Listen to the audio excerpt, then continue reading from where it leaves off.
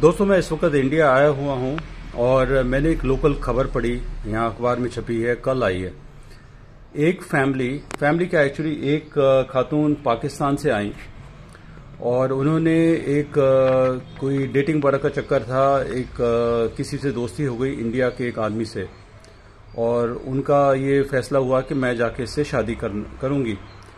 हुआ क्या कि पहले उन्होंने ट्राई किया, शायद वीज़ा की प्रॉब्लम होगी, इंडिया की वीज़ा की, तो वीज़ा वगैरह मिला नहीं या कोई भी जो चक्कर होगा।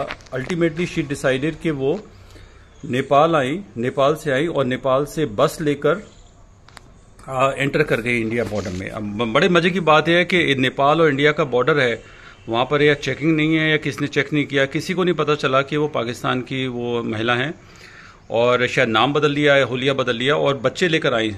वहाँ से पाकिस्तान में उनके पता लगा कि वहाँ पर उनको कोई प्रॉब्लम थी या घर पे कुछ होगी, अब उनके पहले हस्बैंड से कुछ झगड़ा हो गया, तलाक हो सकता है, डज नॉट मैटर। इस इश्क के चक्कर में उन्होंने अपना घर बेच दिया, चारों बच्चों को, 4 बच्चे या 3 बच्चे हैं शायद, अपने जितने भी बच्चे हैं बच्चों को लेकर नेपाल आई। नेपाल से आकर वो इंडिया क्रॉस करके आकर यहाँ पर वो उनका जो सो कॉल्ड दोस्त है, बॉयफ्रेंड या फैंसे था, उनसे आके मिल गई। दूसरी गलती ये, पहली गलती ये है कि वो बगैर वीज़ा के आए, बगैर इंस्पेक्शन के, तो वहाँ भी एक गलती हो चुकी है। दूसरी गलती ये है कि वो किसी वकील के पास चली गई। अब मेरे ख्याल ये पता नहीं मथुरा में था या बल्लभगढ़ में था, हरियाणा में कहीं बॉर्डर था, कहीं छोटी सी जगह में था, जहाँ पर एक किसी एडवोकेट के पास चले गए और उनसे पूछने लगे, उनके ये जो फियांसे और वाइफ पूछने लगे, जो फ्रेंड नॉट वाइफ येट, पूछने लगे कि हम शादी कैसे करें इंडिया में आके। तो वो एडवोकेट भड़क गया जब उन्होंने देखा कि ये तो पाकिस्तान का, उसके पास आइडेंटिटी कार्ड नहीं है, आधार कार्ड वगैरह कुछ नहीं है। तो फौरन उन्होंने पुलिस बुला ली और पुलिस बुला के उन्होंने छापा डाल दिया और पता नहीं, वो कहते हैं जी पाकिस्तान का है, ये पता नहीं क्या है, उनको अरेस्ट कर लिया और आगे हेडक्वार्टर में मिनिस्ट्री ऑफ होम अफेयर्स वगैरह में कहीं पर उनको इन्फॉर्मेशन भेज दी कि भाई ये लोग पता नहीं कौन लोग हैं, ये जिसको कहते हैं हिंदी में संदिग्ध लोग हैं। तो अभी इंक्वायरी चल रही है। ये इसलिए मैं आपको बता रहा हूं कि मैं तो केस करता हूं कनाडा में इमिग्रेशन के लिए, फैमिली स्पॉन्सरशिप वगैरह वगैरह, सारे इस तरह केसेस। कई लोग मेरे से पूछते हैं कि आप एडवाइस देते हो, एडवाइस के पैसे लेते हो आप? तो मैं कहता हूं बिल्कुल लेता हूं, क्योंकि मैं लीगल एडवाइस देता हूं जिससे कि आपका भाग्य उदय हो जाएगा, जिससे कि आपका भला हो जाएगा। अगर ये लोग मेरे पास आते, अगर ये खातून मेरे को पहले ईमेल कर देती या मेरे को मैसेज कर देती थी, मैं क्या करूं, तो मैं उसको कभी भी नहीं कहता कि तुम ऐसे भारत आके तुम अगर तो वीज़ा लेकर आ रहे हो तो एक अलग बात है। जब वीज़ा आपके पास है नहीं है, अगर आप वीज़ा के बगैर ऐसे आ रहे हो, तो अब ये जो हालत हो गई, अब आपको शादी कैसे करोगे? आप शादी करना बड़ा मुश्किल है यहाँ पर, तो आपको चार्जेस भी लग जाएंगे और भी प्रॉब्लम हो सकती है।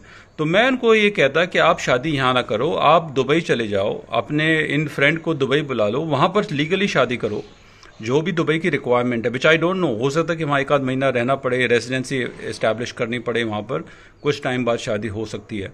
तो वहाँ पर आप शादी करते और शादी करने के बाद जो लीगल मैरिज सर्टिफिकेट लेके फिर वीज़ा अप्लाई करते इंडिया का, फिर आपको वीज़ा भी मिल जाता। और by the way I must let you know कि हो सकता है कि इन फ्यूचर अगर आपकी शादी कंफर्म हो जाती है कि जेन्युइन है, उसमें कोई चक्कर नहीं है, कोई बैकग्राउंड में कोई प्रॉब्लम नहीं, in future, not right away, in future after few years आपको इंडिया का OCI भी कार्ड मिल जाता है, because you are now married to a Indian citizen. आपने ये काम नहीं किया, आपने डायरेक्टली लॉ को वायलेट किया, आप यहाँ पर आ गए और ये सब चक्कर पड़ गया। तो कई बार मैं कोई अखबार पढ़ता हूँ, कोई न्यूज़ आती है, मेरा जो फिल्टर है, जो मेरे दिमाग का फिल्टर है, वो इमिग्रेशन का है। मैं उसमें इमिग्रेशन की कहानी मैं दूर से सेंस कर लेता हूँ कि इसमें इमिग्रेशन की ये प्रॉब्लम हो गई है, ये हो सकती है या हो चुकी है, इसमें आगे क्या होगा। तो मैंने कहा कि मैं आपको शेयर कर दूँ कि मैं सिर्फ कनाडा की इमिग्रेशन और US इमिग्रेशन सब इतना इंटरेस्ट नहीं है। दुनिया भर में जहाँ भी इमिग्रेशन का चक्कर है, जहाँ भी कोई लीगल प्रॉब्लम है, तो मैं अखबार पढ़ते हैं जब सामने आती है तो एकदम समझ जाता हूँ मैं ये यहाँ पर क्या चक्कर हो गया, क्या करना चाहिए था और कैसे इसको सुलझाया जा सकता है। और अभी भी अगर वो मेरी बात सुन रहे हैं, जहाँ पर भी वो हैं, वो जहाँ पर भी रहते हैं, मेरे को पता लगा कि वो मथुरा या बल्लभगढ़ के हरियाणा UP के बॉर्डर में कहीं रहते हैं, अगर वो मेरे से अगर संपर्क करना चाहे तो अभी भी मैं शायद उनकी हेल्प करके उनको कोशिश कर सकता हूं कि उनका कुछ हो जाए।